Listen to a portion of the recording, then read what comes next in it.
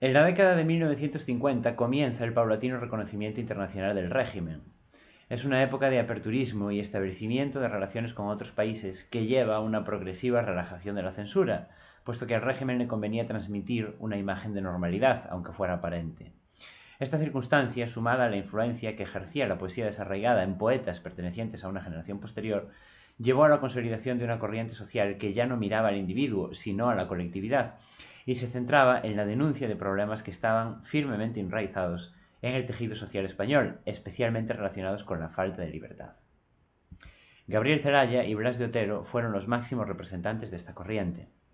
El primero defendía una concepción utilitaria de la poesía, es decir, la entendía como instrumento de cambio, un arma cargada de futuro, en sus propias palabras, capaz de remover la conciencia colectiva y de despertar el pensamiento crítico. Para lograr sus objetivos, los poetas de la generación de los 50 se decantaron por un lenguaje poético cotidiano, cercano a la lengua oral, y aproximaron en la medida de lo posible su verso a la prosa. Blas de Otero, poeta nacido en Bilbao, representó el espíritu de esta generación de poetas que pasaron la guerra siendo adolescentes y sufrieron como parte de su formación el trauma causado por el conflicto. Sus primeros versos están más cerca de la poesía de la generación del 36 que de la corriente desarraigada. Formas clásicas y un marcado fervor religioso caracterizan estos poemas. Se trata además de una poesía subjetiva, es decir, todavía encerrada en el individuo, pero que ya reflexiona acerca del desamparo social y el abandono al que Dios somete a los hombres. En su segunda etapa se consolida definitivamente el paso del yo al nosotros, bien representado en su poemario Pido la paz y la palabra, cuyo protagonista es el colectivo, que padece la represión política y moral.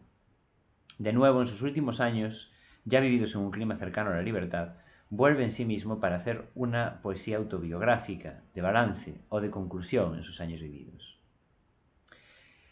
Cercano a la poesía social, en intención al menos, pero diferente en cuanto al tono, estuvo el postismo, un movimiento poético que floreció también en la década de 1950 y que pretendió resucitar en aquella España el espíritu de las vanguardias anteriores a la guerra civil. Es por ello que el postismo se considera un epílogo tardío del surrealismo. Los postistas, que publicaron sus obras en la revista del mismo nombre, se afanaron por crear una poesía plástica, cercana a la pintura y al cine, cambiante como la imagen y también dinámica. Recuperaron para ello viejas técnicas como la escritura espontánea, no premeditada, el verso libre, los juegos de sentido y las alusiones al mundo infantil y al mundo de los sueños. Gloria Fuertes fue su mayor representante.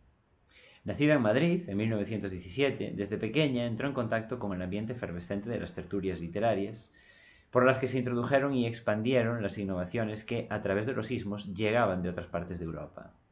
Especialmente recordada es su literatura infantil, cargada de humor, de fantasía, de color y de movimiento, pero lo cierto es que bajo el humor y la ironía se esconde en la obra de Gloria Fuertes una crítica social soterrada que se enfoca en la reivindicación de la libertad creadora para los artistas, la equiparación de los derechos sociales de la mujer y la denuncia ecologista, por ejemplo.